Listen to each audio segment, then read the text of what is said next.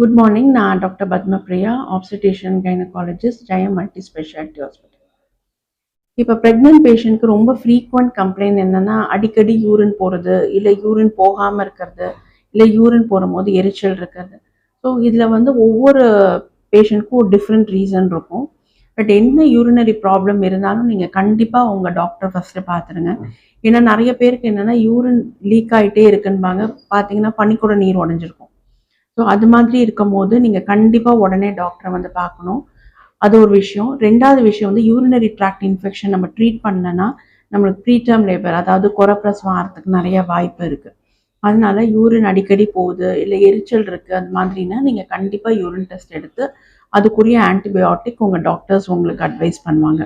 அடுத்த விஷயம் யூரின் போகாமல் இருக்கிறது. இப்போ சப்போஸ் தலை இறங்குற போது பார்த்தீங்கன்னா யூரின் போன மாதிரி இருக்கும், பட் அவங்களுக்கு ஒரு ஃபீல் ஆஃப் எம்டிங் இருக்காது.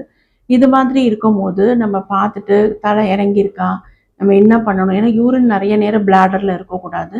அது மாதிரி கம்ப்ளைண்ட்ஸும் இருக்கும். ஸோ எந்த மாதிரி யூரின் சிம்டம் இருக்குன்றதை பார்த்துட்டு நீங்கள் டாக்டர்ஸ் அட்வைஸை நீங்கள் எடுத்துக்கணும்.